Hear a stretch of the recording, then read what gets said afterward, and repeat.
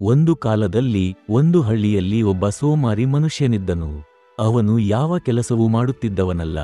ಯಾವಾಗಲೂ ತಾನೇನು ಕೆಲಸ ಮಾಡದೆ ತಿನ್ನುವ ಸುಲಭ ಮಾರ್ಗವನ್ನು ಹುಡುಕುತ್ತಿದ್ದನು.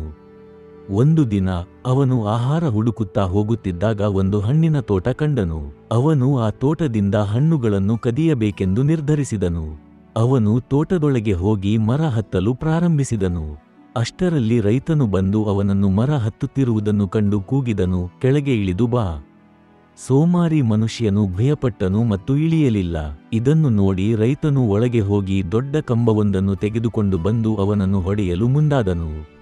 ಅದನ್ನು ಕಂಡ ಸೋಮಾರಿ ಮನುಷ್ಯ ತಕ್ಷಣ ಮರದಿಂದ ಇಳಿದು ಓಡಿ ಹೋಗಿ ಹತ್ತಿರದ ಅರಣ್ಯದಲ್ಲಿ ಅಡಗಿ ಹೋದನು. ಸ್ವಲ್ಪ ಸಮಯದ ನಂತರ ಅವನು ಎದ್ದುಕೊಂಡು ಅರಣ್ಯದಲ್ಲಿ ನಡೆಯುತ್ತಿದ್ದಾಗ 2 ಕಾಲುಗಳಿಲ್ಲದ ಒಂದು ನರಿಯನ್ನು ನೋಡಿದನು.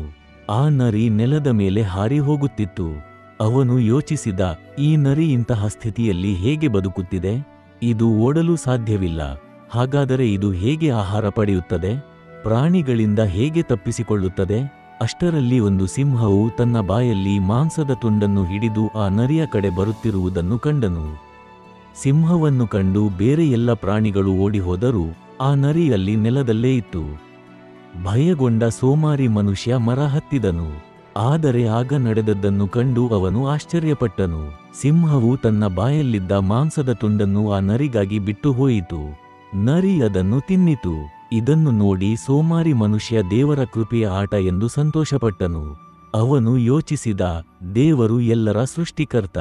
ದೇವರಿಗೆ ಪ್ರತಿಯೊಬ್ಬರಿಗೂ ಯೋಜನೆ ಇದೆ. ಈ ನರಿಯಂತೆಯೇ ನನ್ನಿಗೂ ದೇವರು ಆಹಾರ ಕಳುಹಿಸುತ್ತಾನೆ ಎಂದುಕೊಂಡು ಅವನು ರಸ್ತೆಯ ಪಕ್ಕದ ಒಂದು ಮರದ ಕೆಳಗೆ ಕೂತುಕೊಂಡು ಯಾರು ತಾನಿಗೆ ಆಹಾರ ತರುತ್ತಾರೋ ಎಂದು ಕಾಯಲು ಪ್ರಾರಂಭಿಸಿದನು. ಅವನು 2 ದಿನ ಕಾಯುತ್ತಿದ್ದರೂ ಯಾರೂ ಬಂದಿಲ್ಲ. ಕೊನೆಗೆ ಹಸಿವಿನಿಂದ ತಾಳಲಾರದೆ ಅವನು ಆಹಾರಕ್ಕಾಗಿ ಹೊರಟನು. ಮಾರ್ಗದಲ್ಲಿ ಒಬ್ಬ ವೃದ್ಧ ಸನ್ಯಾಸಿಯನ್ನು ಭೇಟಿಯಾದನು. ಸನ್ಯಾಸಿಯು ಅವನಿಗೆ ಆಹಾರ ಮತ್ತು ನೀರು ಕೊಟ್ಟನು. ಆಹಾರ ತಿಂದ ನಂತರ ಸೋಮಾರಿ ಮನುಷ್ಯ ಸನ್ಯಾಸಿಗೆ ಹೇಳಿದನು, ಓ ಜ್ಞಾನಿ, ನೀವು ನಂಬಲಾರಿರಿ. ನಾನು 2 ಕಾಲುಗಳಿಲ್ಲದ ನರಿಯೊಂದನ್ನು ಕಂಡೆ. ಅದನ್ನು ಸಿಂಹವು ಆಹಾರ ನೀಡಿ ಉಳಿಸುತ್ತಿತ್ತು. ಅದು ದೇವರ ದೈವಿಕ ಸಂದೇಶವಲ್ಲವೇ? ದೇವರು ನರಿಯ ಮೇಲೆ ಕೃಪೆ ತೋರಿದರೂ ನನ್ನ ಮೇಲೆ ಏಕೆ ತೋರಿಸಲಿಲ್ಲ? ಸನ್ಯಾಸಿ ನಗುತ್ತಾ ಹೇಳಿದನು, ನಿಜ, ದೇವರು ಪ್ರತಿಯೊಬ್ಬರಿಗೂ ಯೋಜನೆ ಇಟ್ಟಿದ್ದಾನೆ. ನೀನು ಕೂಡ ಆ ಯೋಜನೆಯ ಭಾಗವೇ. ಆದರೆ ನೀನು ಆ ಸಂಕೇತವನ್ನು ತಪ್ಪಾಗಿ ಅರ್ಥ ಮಾಡಿಕೊಂಡೆ. ದೇವರು ನಿನಗೆ ನರಿಯಂತೆ ಇರಲು ಹೇಳಲಿಲ್ಲ, ಸಿಂಹದಂತೆ ಇರಲು ಬಯಸಿದನು. ಸ್ನೇಹಿತರೆ, ನಮ್ಮ ಜೀವನವನ್ನು ಗಮನಿಸಿದರೆ ಪ್ರತಿಯೊಂದು ಕ್ಷಣವೂ ಪಾಠಗಳಿಂದ ತುಂಬಿರುತ್ತದೆ.